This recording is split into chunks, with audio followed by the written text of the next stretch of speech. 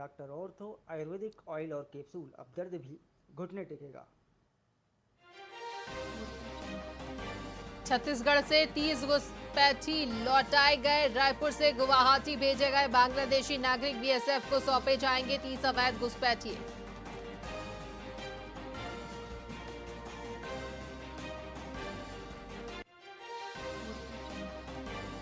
दुर्ग में होटल कारोबारी विजय अग्रवाल पर ईडी का छापा। सीआरपीएफ सुरक्षा में ईडी ने की दस्तावेज की जांच। कारोबारी विजय अग्रवाल के घर ईडी की बड़ी कार्रवाई।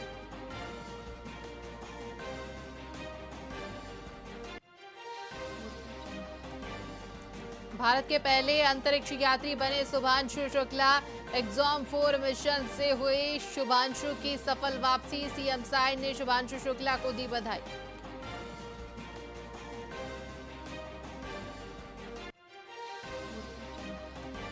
छत्तीसगढ़ विधानसभा मानसून सत्र का दूसरा दिन भी हंगामेदार रहा। जल जीवन मिशन पर विपक्ष ने किया वॉकआउट। सरकार और विपक्ष में तीखी बहस से सत्र गरमाया।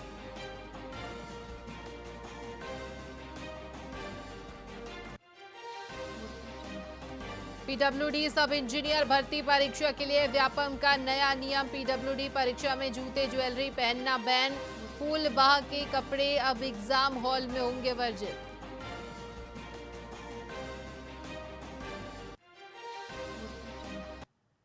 नमस्कार, स्वागत है आपका वीआईपी न्यूज में। मैं हूं आपके साथ आयुषी सुनवानी। रुक करेंगे खबरों की ओर।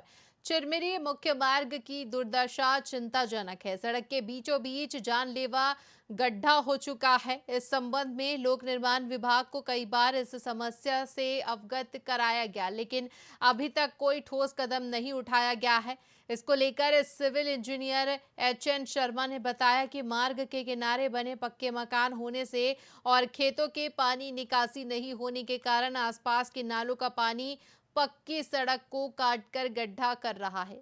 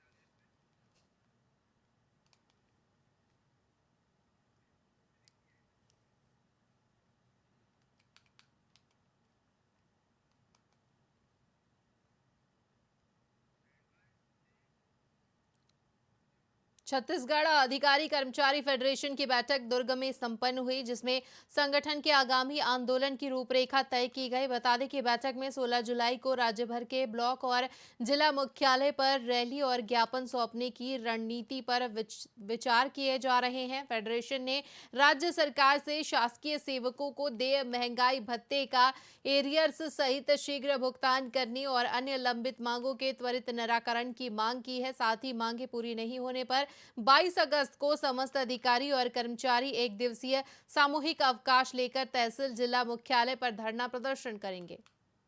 सरकार से कहाँ नाराजगी? सरकार तो हमारी है और सरकार को हम ही चला रहे हैं।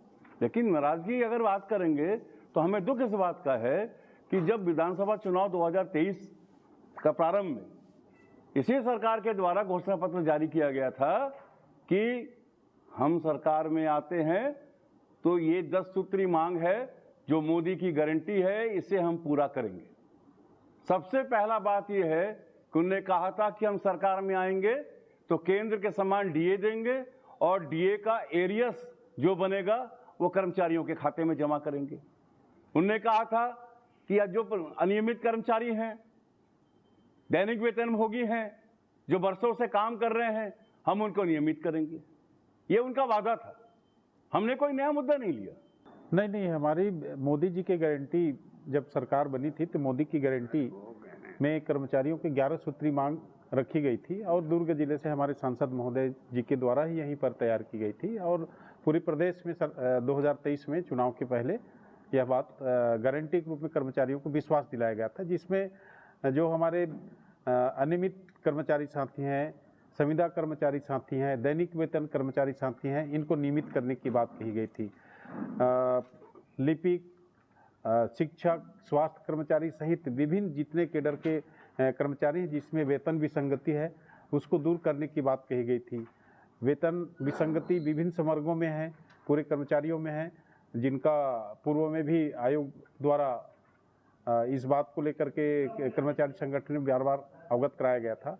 तो कुल मिलाकर के ये 11 जो सूत्री है, इसमें पूरे कर्मचारियों को मांगों को लेकर के ये जो हमारा 16 तारीख का जो आंदोलन है, उसकी आज हम जिला स्तरीय जो बैठक करके हमारे जितने भी फेडरेशन से संबंध संगठन के जो प्रांतीय पदाधिकारी हैं, जिला पदाधिकारी हैं, उनका हम बैठक लेकर के आज 16 तारीख को जो इन बिंदुओं पर जो हम कर्मचारी साथियों को कल प्रत्येक कार्यालय में हमारे संगठन के सभी साथी जाएंगे और हर दफ्तर को 16 तारीख के डेट में 1 बजे लंच के समय बंद करके सारे कर्मचारी साथी यहाँ हजारों की संख्या में डीओ ऑफिस के सामने से रैली के शक्ल में कलेक्टर साहब को ज्ञापन देंगे और उसके बाद भी यदि सरकार हमारी बातों को नज़रअंदाज करती है तो फिर उसकी 22 अगस्त की डेट के लिए उसकी फिर तैयारी की जाएगी और उसकी तैयारी के लिए हमारे प्रदेश संयोजक कमल वर्मा जी के नेतृत्व में यह आंदोलन पिछले सरकार में भी था और इस सरकार में भी हम उसी के नेतृत्व में इस आंदोलन को आगे करने जा रहे हैं। 16 तारीख को जो सरकार से कहा नाराजगी, सरकार तो रीवा नगर निगम की अतिक्रमण के खिलाफ कार्रवाई लगातार जारी है। आपको बता दें कि महावीर चौक से गुरुद्वारा चौक तक अवैध रूप से लगाए गए ठेले, पान स्टॉल और कबाड़ को हटाया गया है। नगर निगम कमिश्नर और पूरा अमला सड़क पर मौजूद रहा और जेसीबी की मदद से अतिक्रमण हटाया गया। साथ ही लोगों को चेतावनी दी गई है कि अगली बार दोबारा अतिक्रमण मिलने पर भारी जुर्माना वसूला जाएगा। शहर के यातायात को व्यवस्थित करने के लिए कलेक्टर महोदय और एसपी सर के निर्देश पे नगर पालिक निगम द्वारा कार्रवाई की जा रही है। जिस तारतम्य में ऐसे जो भी स्ट्रक्चर है जो सड़क के बाहर है और जिसमें सड़क का यातायात प्रभावित हो रहा है, उसको भी हटाने की कार्रवाई लगातार 1 सप्ताह से जारी है। इसी सिलसिले में आज फ्लाईओवर के नीचे विगत 2 दिन से कार्रवाई हम कर रहे हैं और लगभग ये भी आधा हो गया है। 1-2 दिन में पूरा फ्लाईओवर के नीचे की एनक्रोचमेंट हटाने की कार्रवाई पूरी हो जाएगी। शहर के यातायात को व्यवस्थित करने के लिए कलेक्टर महोदय और एसपी सर के निर्देश पे नगर पालिक निगम द्वारा कार्रवाई की जा रही है। जिस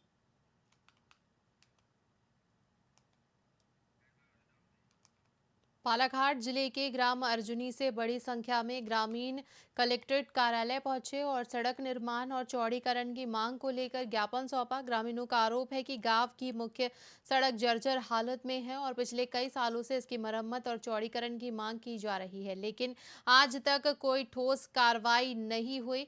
ग्रामीणों ने बताया कि कांग्रेस लगातार प्रदर्शन कर रही है। कांग्रेस सरकार के दौरान इस काम के लिए बजट स्वीकृत हुआ था, लेकिन भाजपा सरकार आते ही पैसा वापस चला गया।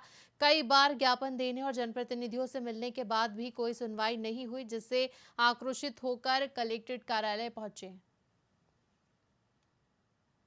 मैं जिला पंचायत क्षेत्र क्रमांक 5 अर्जुनी के तहत जितने भी सड़क है, चाहे वो प्रधानमंत्री सड़क योजना के अंतर्गत हो, चाहे मुख्यमंत्री ग्राम सड़क योजना हो, चाहे वो लोक निर्माण विभाग के तहत बनी हुई सड़कें हो, पूरी तरीके से जर्जर हो चुकी हैं। उन्हीं सड़कों के मुद्दे को लेकर मैं यहाँ पर आज कलेक्टर साहब को मुख्यमंत्री के नाम हमने ज्ञापन सौंपा है। साथ ही हमने कलेक्टर साहब को चाय पीने के लिए न्योता भी दिया कि वो आए सिंगारपुर मेढ़ा रास्ते पे और आके देखें कि आज सड़कों की स्थिति क्या है।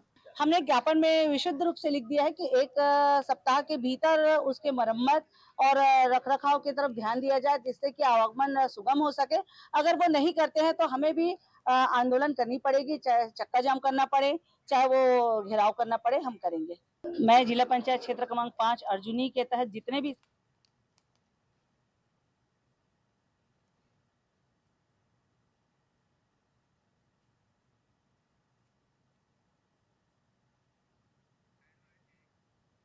राजनांदगांव में पुलिस नशे के खिलाफ लगातार कड़ी कार्रवाई कर रही है। खासतौर पर नशीली गोलियों पर पुलिस की पैनी नजर है, क्योंकि ये गोलियां शराब से भी ज्यादा खतरनाक मानी जाती हैं। नशे के इन गोलियों के कारण अक्सर बड़े और गंभीर अपराध भी होते हैं। इसी को लेकर एडिशनल एसपी राहुल देव शर्मा ने बताया कि पुलिस कई दिनों से नशीली गोलियां बेचने वाले मुख्य स्रोत की तलाश में थी। इस दौरान पुलिस ने नील नाम के शख्स को गिरफ्तार किया, जिसके कब्जे से लगभग 190 नशीली गोलियां बरामद हुई है।